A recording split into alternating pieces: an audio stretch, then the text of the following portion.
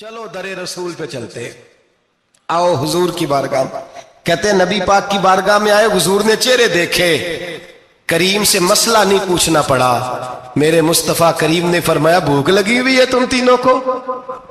3-4 دن ہو گئے؟ اللہ کے رسول نے فرمایا مجھے پورا ہفتہ ہو گیا ہے۔ سبب کچھ اور ہے جس کو تو خود سمجھتا ہے۔ زوال بندہ مومن کا بے زری سے نہیں، بھوک نقصان کا وجہ نہیں بنی، وجہ کوئی اور بنی ہے۔ رشوتیں جو بازار گرم ہوئے ہیں لوٹ مار کے، یہ روٹی کے لیے نہیں، یہ زیادہ کھانے کے لیے، یہ بینک بیلنس کے لیے گرم ہے۔ یہ لوٹ مار کا مقصد کوٹھیاں بنانا ہے، روٹی کا تو رب کریم کا وعدہ ہے۔ جو روز روتا ہے شام کو کہ میرا کاروبار کوئی نہیں، اصل میں کہتا ہے بنگلہ کوئی نہیں، اصل میں کہتا ہے کار کوئی نہیں، پجاروں کوئی نہیں، روٹی تو اللہ عطا فرماتا ہے، اس کا وعدہ ہے۔ فرمایا حضور نے 3 دن بیت گئے، چلو۔ میرا بے تکلف صحابی ہے ابو الحسن انصاری، وہ بڑے نصیب والے ہوتے ہیں جن کو میرے نبی پاک خود کہتے تھے کہ تیری فلانی ذمہ داری ہے۔ اس زمانے کا تو کسی کو کہہ دیا جائے یہ تیری ذمہ داری ہے تو کہتا ہے یہ تو پھٹیکے ڈالنے لگ گیا ہے، یہاں سے تو چھٹی کر جانی چاہیے۔ خوش ہوتے تھے صحابہ کہ ہماری ذمہ داری لگی۔ کہتے ہیں حضرت ابو الحسن انصاری کے گھر گئے، نبی پاک نے فرمایا بھوک بڑی لگی ہے، کھانا لا۔ کہتے ہیں حضور نے اسے کہا تو اس آدمی کو تو وجد ہی ہو گیا، اس نے کہا میرے اتنے نصیب کہ حضور کا یہ کھانا کھلا۔ آؤ دیکھو دنیا والوں، آج جو سب سے زیادہ عزت والا ہے وہ میرا مہمان بنا ہوا ہے۔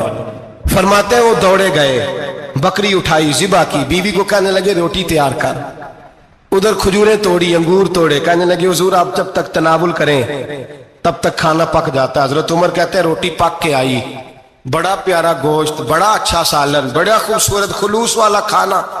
فرماتے ہیں میں نے بڑا ہی کھایا۔ نبی پاک نے نہ ایک روٹی لی اور چھوٹی چپاتی، تھوڑا تھوڑا سالن کونوں سے، اور جب نبی پاک نے کھا لیا تو حضور کی آنکھوں میں آنسو آئے۔ حضرت عمر کہنے لگے حضور روئے کیوں؟ نبی پاک نے فرمایا سوچتا ہوں 7 دن کے فاقے کے بعد کھایا ہے، پر ڈرتا ہوں رب اس کا حساب پوچھے گا تو جواب کیسے دینا ہے، اس کا حساب بھی تو دینا ہے نا جو کھایا ہے۔ تو حضرت عمر فاروق کے ہاتھ میں کچھ چیز تھی، زور سے زمین پہ ماری، کا محبوبہ 7 دن کے بعد بھی روٹی کھائے تو حساب دینا ہے۔ نبی پاک فرمانے لگے عمر وہ مالک ہے نا، تو جب دیتا ہے تو حساب نہیں لے سکتا، حساب تو دینا ہے، حساب تو دینا ہے، تیاری رکھو۔ صحابہ کرام فرماتے ہم نے ارادہ کیا کہ آج کے بعد ہم پھر فاقے کریں گے، کم کھائیں گے، اس لیے کہ حساب دینا ہے۔ میرے بھائی وہ فاقہ کشی کرتے تھے، ڈرتے تھے۔ یہاں تو لوگ کھا کے بیمار ہیں، کھاتے جا رہے ہیں سوتے جا رہے ہیں، کھاتے جا رہے ہیں سوتے جا رہے ہیں۔ یہ بھی وقت آئے گا رمضان شریف کا، سویرے درس پہ آؤ کہتے نیند بڑی آتی ہے، سویرے 2 سپارے پڑھ کے سویا کرو کہتے صاحب نیند بڑی آتی ہے، فجر کے بعد ہی تو وقت ہوتا ہے اللہ اللہ کرنے کا، سحری کا، کھاتے جا رہے ہیں سوتے۔ لوگ جماعت سے نماز نہیں پڑھتے سو جاتے، جماعت کا ثواب چھوڑ کے سو جائیں گے۔ بھائی رمضان مبارک میں فاقہ کشی کی ٹریننگ ہوتی ہے، فاقہ کشی کی تربیت لے، رمضان میں روکے اپنے آپ کو، تربیت ہوگی۔ اور ہمارے صوفیاء فرماتے ہیں جو زیادہ کھاتا ہے اس کا نفس اس کو زیادہ پہ مائل کرتا ہے، خواہشات نفس پیدا ہوتی ہیں۔ میرے نبی پاک علیہ السلام نے جوانوں کو حکم دیا ہے یا معاشر الشباب، او جوانوں، یا رسول اللہ کیا حکم ہے؟ فرمایا یا نکاح کر لو اگر طاقت ہے، نہیں طاقت تو روزے رکھو۔ حضور روزے سے کیا ہوگا؟ فرمایا تمہارا نفس کچلا جائے گا، شیطان وسوسہ اندوزی نہیں کرے گا۔ آج نوجوان بڑھ بڑھ کے کھاتا ہے، بہت زیادہ کھاتا ہے، کبھی اس ہوٹل سے کھاتا ہے کبھی اس ہوٹل سے کھاتا ہے۔ اتنا زیادہ کھائیں گے تو نفسانی قوتیں اچھل کر کے آئیں گی، مشکل ہو جائے گا۔ شادیاں دیر سے ہوتی ہیں، ماں باپ آنکھیں بند کر کے بیٹھے ہوئے ہیں۔ اگر ماں باپ کی ذمہ داری ہو اور ماں باپ نکاح نہ کرے تو نبی پاک نے فرمایا بچے گناہ کریں گے تو جتنا گناہ بچے کو اتنا باپ کو بھی ہوگا۔ تو ماں باپ چپ ہیں، دوسرا شادی مشکل بڑی ہے، مہنگی بڑی، اور تیسرا نہیں کر رہے کچھ لوگ تو روزے بھی نہیں رکھ رہے۔ تو رمضان ان کے لیے بھی وقت ہے، نفسانی قوتیں کچلی جائیں گی، کھانا جتنا کم کھایا جائے گا اتنا وجود کے اندر نفسانی خواہشات کم پیدا ہوں گے۔ تو رمضان تو پریکٹس ہے مجاہدے کی، دین کی۔ اور دوسرا میرے حبیب پاک صلی اللہ علیہ وسلم نے فرمایا ہے، حضور فرماتے ہیں کہ رمضان اور قرآن کا آپس میں رشتہ ہے۔ قرآن پاک کتنا پڑھنا چاہیے روزانہ؟ زیادہ سے اللہ جزا دے، امید ہے آپ زیادہ سے زیادہ ہی پڑھتے ہوں گے۔ भाई सुने, हदीस मुबारका में नबी पाक ने फरमाया रमजान और कुरान दोनों मिल के ना, बड़ी प्यारी हदीस है, फरमाया दोनों मिल के अल्लाह की बारगाह में मेरी उम्मत की सिफारिश करेंगे, रमजान और अल्लाह अकबर। किस तरह? नबी पाक फरमाते हैं रमजान कहेगा ए अल्लाह दिन के वक्त मैंने इसे तेरी रजा के लिए खाने पीने से बाज रखा, और कुरान कहेगा या अल्लाह रात को तेरी रजा के लिए खड़ा होकर ये कुरान सुनता था। रमजान और कुरान दोनों सिफारिश करेंगे। हम ना बड़ा कुछ पढ़ते हैं, सुनते हैं, सीखते हैं, अब यकीन करें ये खाते भाई का भाई से इख्तलाफ हो जाए ना तो वो 30 साल पुराने खाते खोल के ले आता है, सारी रात ढूंढता है कि मेरे पैसे कहां से निकलते हैं, पढ़ लेता है। कुरान पाक की बारी आती है तो नहीं पढ़ते कुरान पाक। अब्बा जी का खत्म होता है तो मांगते फिरते हैं, कहते 2 कुरान पाक 10 कुरान पाक। ये बातें बतानी नहीं चाहिए, करनी नहीं चाहिए, लेकिन चूंकि तरबियत के लिए बैठा हूं तो कर देता हूं। मेरे शागिर्दों से पूछें, यहां मदरसा है अल्हम्दुलिल्लाह, दर्जनों तलबा है, असातिज़ा है, मेरे पीर भाई हैं, और मेरा ये दावा है कि शायद को किसी से इतना प्यार करता हो जितने मेरे शागिर्द और मुरीद मुझसे करते हैं। लेकिन मैंने कभी किसी से नहीं कहा कि जरा सूरत फातिहा पढ़ के देना, मैंने अपने अब्बा जी को सवाब देना है। पूछ लें किसी से नहीं कभी कहा, कभी नहीं मैंने कहा कि जरा मुझे थोड़ा सा कुरान पढ़ दे। मैं इसको नाजायज नहीं कहता, पढ़वाना चाहिए, लेकिन मैं अपने वालिदैन के लिए कभी सवाल नहीं करता कि मुझे जरा पढ़ के दो, मैंने बख्शना है, इसलिए कि मैंने जाती तौर पे रूटीन बनाई है। मैं समझता हूं कि कायनात के अंदर मेरे ऊपर जिन लोगों ने एहसान किए उनमें सबसे ज्यादा हिस्सा मेरे माँ बाप का है। मैं समझता हूं इस बात, कितना नालायक हूं मैं कि मैं 1 महीने में एक कुरान पाक भी पढ़ के उनकी रूह को एहसास नहीं कर सकता। मेरा ये तरीका है जाती, मैं कदगन नहीं लगाता, मेरा जाती तरीका ये, अलहम्द से शुरू करो और 2 सूरतें छोड़ के कुरान पाक खत्म कर दो आखिरी, और फिर फलक और नास सूरतें साथ ले जाओ। यहां बैठ के साले सवाब नहीं करना, खत्म नहीं दिलाना, साथ ले जाओ, कब्र पे खड़े हो जाओ और फलक और नास सूरतें कब्र पे बैठ के तिलावत करो, और जो कुरान मजीद पढ़ा है उनकी रूह को वहां इसाल करो। ओ भाई, औलाद जब माँ बाप के लिए पढ़ती है तो उसे कहना नहीं पड़ता अल्लाह बख्श दे, इसलिए कि औलाद की नेकियां खुद ब खुद माँ बाप के खाते में जमा होती हैं, खुद नेकियां जमा होती हैं। मेरे भाई, तू बच्चों से ये तो मुतालबा करता है कि बेटा इस साल रमजान मुबारक में मेरे लिए सत्तू जरूर बनाना, फलानी चटनी जरूर तैयार करना, ये क्यों नहीं कहता बीवी से कि डिशे कम बनाना? तू भी बैठ के कुरान पाक पढ़, मैं भी कुरान पाक पढ़ता हूँ। इधर आओ बेटा, यहां बैठ के तिलावत करो, मैं भी करता हूँ। बेटी इधर आओ, बैठ के कुरान पाक पढ़ो। कितना वक्त लगता है? हाफिज और कारी और उलमा अगर पढ़े तो 20-25 मिनट लगते हैं कुरान पाक का सिपारा पढ़ने, और अटक अटक के पढ़ने वाला भी पढ़े तो 1 घंटा लग जाएगा। और मेरे नबी पाक सल्लल्लाहु अलैहि वसल्लम ने फरमाया जो कुरान पढ़ते हुए अटकता है अल्लाह उसे डबल सवाब अता फरमाता है। फरमाया जो जुबानी पढ़े सिंगल सवाब, जो देख के पढ़े उसे डबल सवाब। हुजूर क्यों? फरमाया इसलिए कि मेरा कुरान देखने पे भी अल्लाह सवाब अता फरमाता है, कुरान देखने पे भी अल्लाह सवाब देता है, देखने का भी सवाब। रमजान शरीफ में कुरान पाक पढ़े, खोल के पढ़े। और मेरे भाई, अगर तेरा बच्चा पढ़े, अगर तेरी बेटी पढ़े, कायनात का खुशनसीब बाप वो है कि बेटा कुरान पढ़े, चाहे नाजरा ही पढ़े, जिसकी बेटी पढ़े। जिंदगी में इन्हें इस काम पे लगा जाओ, मरने के बाद भी पढ़ेंगे। इमाम जलालुद्दीन सुयूती शाफई रहमतुल्लाह अलैह फरमाते, हजरत ईसा कब्र के पास से गुजरे, कब्र पे अजाब हो रहा था, अल्लाह का गजब बरस रहा था। जनाब ईसा इस्तिगफार पढ़ते डरते गुजर गए। थोड़ी देर के बाद, चंद घंटों के बाद गुजरे तो उसी कब्र पे फूल खिले हुए थे, रहमत बरस रही थी। हजरत ईसा अलैहिस्सलाम अर्ज करने लगे, मौला तू बेनियाज है, मेरी ताकत नहीं तेरे कामों में बोलने की, पर अभी तो यहाँ अजाब हो रहा था, अभी रहमत बरस रही है। जनाब ईसा कहते हैं आवाज़े खुदाबंदी आई, ईसा बंदा बड़ा गुनाहगार था, पापी था, मुजरम था, खताकार था, लेकिन जब इसका इंतकाल हुआ, इसकी बीवी हामला थी, उसके पेट में बच्चा था, बच्चा इसके इंतकाल के बाद पैदा हुआ। आज वो 4-4.5 साल का हुआ है, मकतब में गया है, मदरसा में गया है, उस्ताद ने बिस्मिल्लाह शरीफ पढ़ाई है। फरमाया उसने तोतली जुबान से कहा है बिस्मिल्लाहिर्रहमानिर्रहीम का, ऐसा मुझे बतला इस जमीन पर वो मासूम जिसे अभी रहमान और रहीम कहना नहीं आता, वो तोतली जुबान से मुझे रहमान और रहीम कहे और मैं उसी जमीन पे उसके बाप को अजाब दूं। فرمایا اس نے ایک بار رحمان اور رحیم کہا ہے، میں نے اس کی باپ کی قبر کو نور سے معمور فرما دیا ہے، نور سے بھر دی ہے قبر، برکت سے بھر دی ہے۔ اللہ کرے میرے بیٹے بھی قرآن پڑھیں، اللہ کرے میری بیٹیاں بھی قرآن پڑھیں، اللہ کرے ہم سب کی اولادیں قرآن پاک پڑھیں۔ دیکھیں نا امام اعظم ابو حنیفہ رمضان میں 61 قرآن پاک پڑھتے تھے۔ کتنے؟ 60 ٹیک، اللہ اکبر۔ ایک قرآن پاک دن میں پڑھتے پورا، ایک رات کو پڑھتے، ایک تراویح میں پڑھتے۔ 61 قرآن پاک امام صاحب پڑھتے۔ آپ فرماتے میں نے چھوڑ دیے ہیں سارے وظیفے، میں صرف رسول اللہ کا قرآن پڑھتا ہوں۔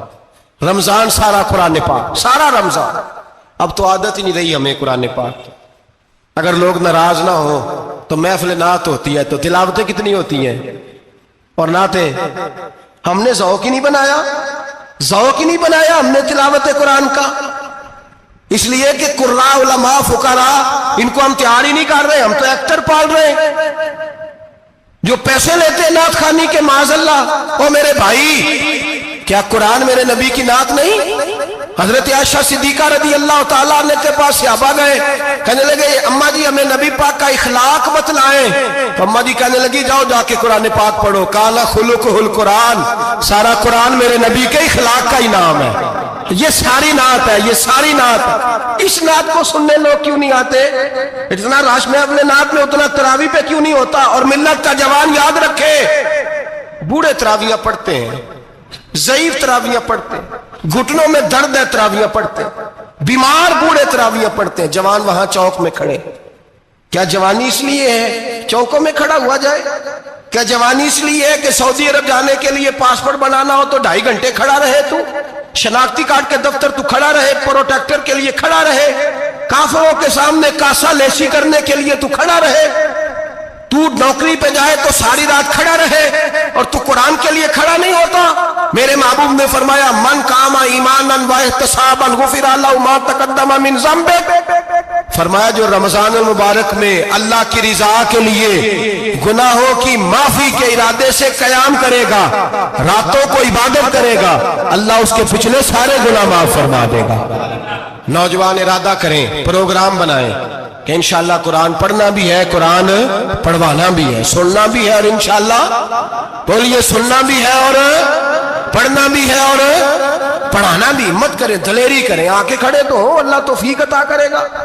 پہلی بات یہ کہ روزہ رکھیں، دوسری بات یہ کہ قرآن پاک کی تلاوت کریں، اور روزہ رکھیں تو روزے کے سارے حسن سمیت اسے رکھیں۔ نبی پاک نے فرمایا رمضان غمخاری کا مہینہ ہے، غمخاری کریں۔ ہمارے زمانے میں 2 قسم کی تکلیفیں ہیں، ایک تو غریب آدمی، اس کا حال یہ ہے کہ وہ مانگتے ہی گزارا کرنا چاہتا ہے، اس نے ہاتھ یوں کر لیا ہے تو اب اس کا یوں ہونے کو تیار نہیں۔ ضرورت اگر کسی آدمی کو کسی دروازے پہ لے جاتی ہے تو برا نہیں، لیکن سوال کا اپنے اوپر دروازہ کھول لینا یہ ٹھیک نہیں۔ فاقہ کشی پیدا کریں، حوصلہ پیدا کریں، تھوڑے پہ گزارا کرنا سیکھیں۔ غریبوں کو بھی اجازت نہیں کہ وہ نکل کھڑے ہوں میدان میں مانگنے کے لیے، ٹولنیاں نکلتی ہیں رمضان میں، جتھے نکلتے ہیں خیرات کٹھی کرنے والے، بچیں۔ میرے نبی پاک صلی اللہ علیہ وسلم نے فرمایا جس نے بغیر ضرورت کے سوال کیا، جب قیامت کے دن آئے گا تو اس کے چہرے کے اوپر گوشت نہیں ہوگا، صرف ڈھانچہ ہی ہوگا۔ اتنی بھیانک صورت میں آئے، بغیر اشد ضرورت کے سوال نہ کر، کبھی سوال نہ کر۔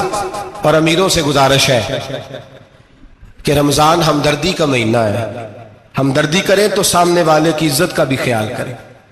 یہ بات درست ہے کہ غریب سیاڑا نہیں ہوتا، اس لیے کہ جس کی جیب میں پیسے نہیں ہوتے بھائی اسے عقل بھی نہیں ہوتی، جس کے گھر کار نہیں ہوتی اسے چلانے کا طریقہ، جس کے گھر اوون نہیں ہوتا اسے چلانے کا طریقہ بھی نہیں آتا، جس کے گھر میں چیزیں ہوتی ہیں اسے چلانا بھی آ جاتا ہے، جدے گھر دانے اودے کملے بھی اس کے سیانے ہو جاتے ہیں۔ تو چودھری صاحب، سیٹھ صاحب، نواب صاحب آٹا تقسیم کرتے ہیں، کھڑے ہو کے فوٹو کھچاتے ہیں، فیس بک پہ دیتے ہیں، اور ایک آٹے کا تھیلا اور 10 اخباروں میں فوٹو۔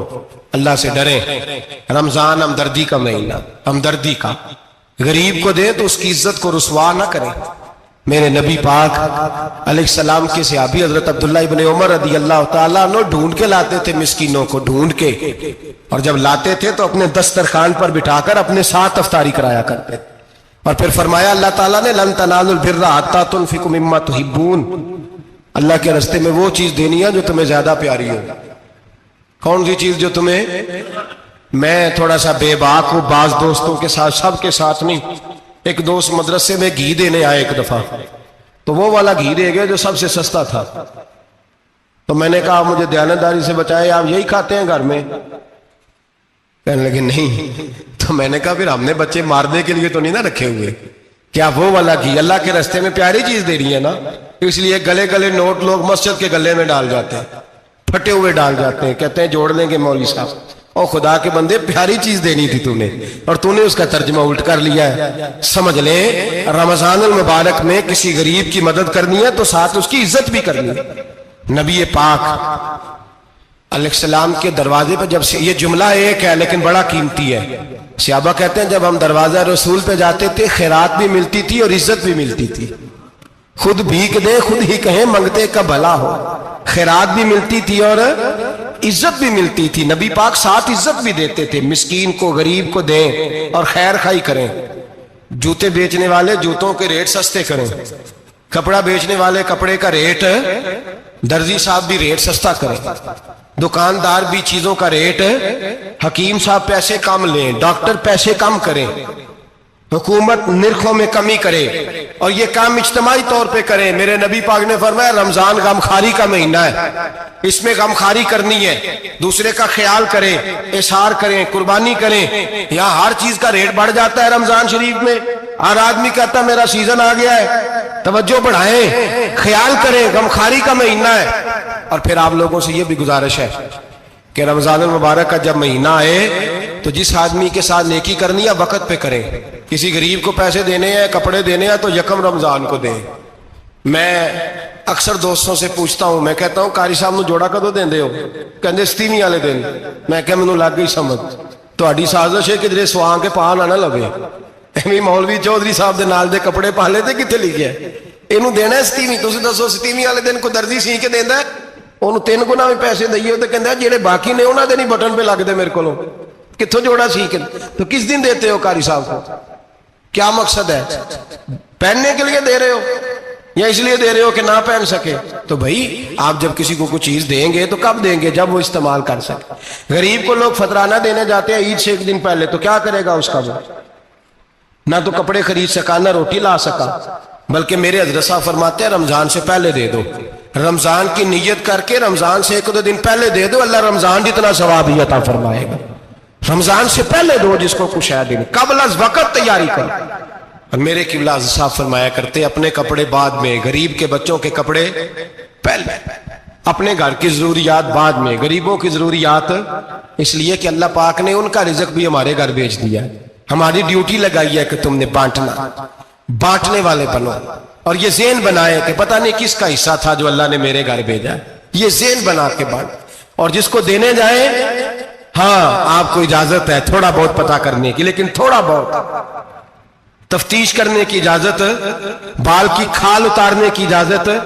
میں نے دیکھا ہے لوگ غریبوں کا انٹرویو لیتے ہیں، تیرا تو فلانا کمانے والا نہیں، تیرا تو فلاں بچہ، او بھائی بہت سارے غریب ایسے ہیں، بڑے ہیں جو کمانے کی کوشش کرتے ہیں لیکن ان کا سبب نہیں بنتا۔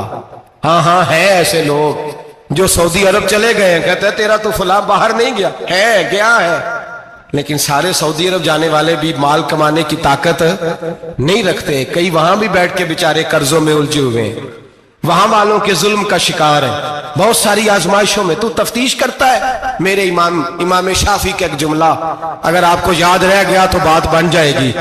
امام شافعی رحمت اللہ، بلکہ حضرت غوث اعظم جیلانی کے پاس وہ بات آپ کو زیادہ فائدہ دے گی۔